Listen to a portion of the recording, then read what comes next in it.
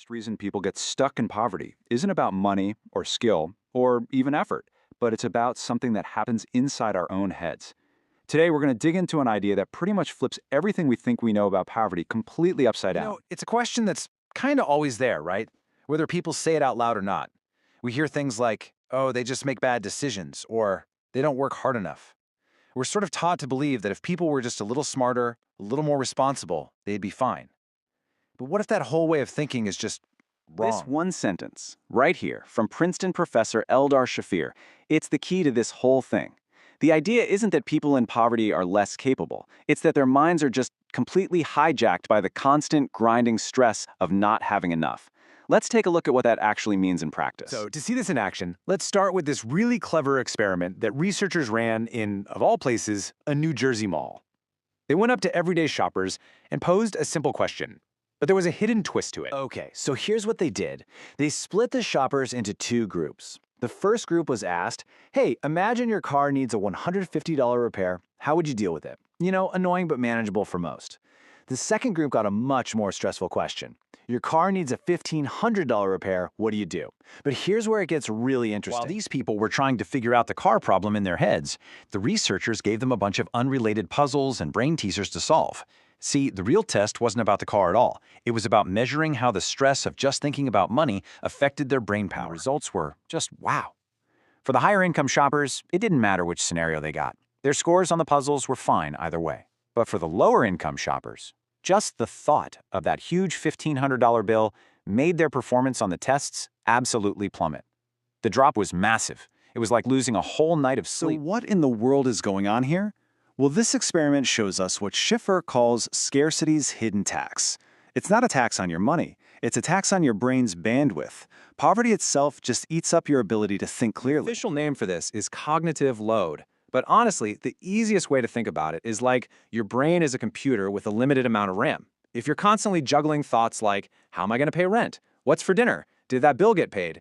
There's just not much processing power left over for anything else, like long-term planning or problem And solving. look, this isn't just something they found in a mall in New Jersey. They saw the exact same thing with sugarcane farmers in India.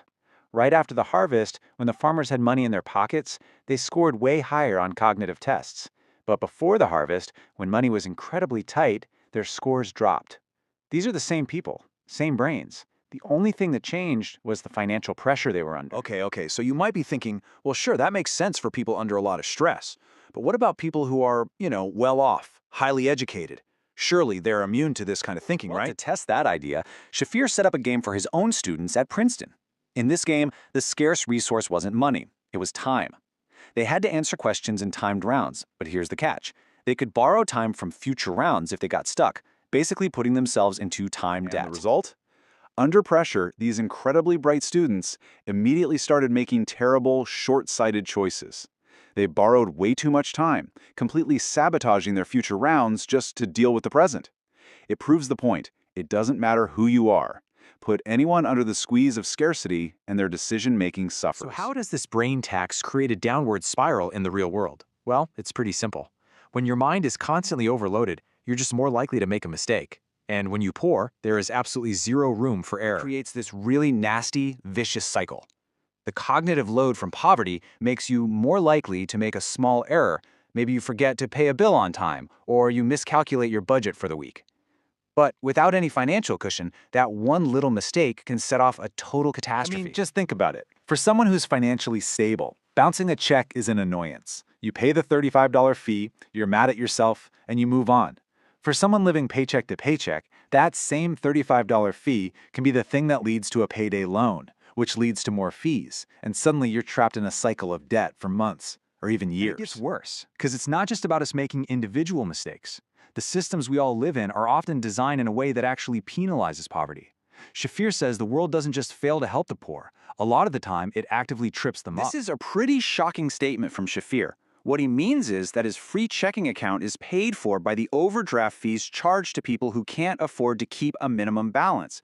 The system is literally set up so that the financial mistakes of the poor end up benefiting the wealthy. It's wild when you think about it that way. So, this all sounds pretty bleak, but here's the hopeful part. If the problem isn't some flaw inside the person, but it's actually the environment they're in, well, that means we can change the environment. It totally shifts how we should think about The solutions. old way of thinking was always, let's fix the person. Send them to a financial literacy class. Shafir basically calls this a ridiculous idea because you can't teach someone to be a perfect money manager when their brain is already overloaded. The new idea is to fix the context, to design systems that make the right decision the easy decision. This is the big takeaway. This is the whole ball game right here. Instead of blaming people for failing to navigate a ridiculously complicated system, we should build a better, more forgiving system that understands how our brains actually work, especially when we're under pressure. Here's a perfect real-world example of this in action: retirement savings. In an opt-in system, you have to actively sign up to save for retirement. But in an opt-out system, you're automatically signed up, and you have to actively take steps to stop saving. It's such a tiny change in the context, right? It's just flipping the default. But get this, the result of that one tiny change is staggering. People in the opt-out scenario end up saving 4 times as much for retirement. 4 times. It's not because they suddenly got smarter or more responsible. It's because the system was designed to make the good choice totally effortless. And really, that's what all this research points to. It's a call for a fundamental shift in responsibility.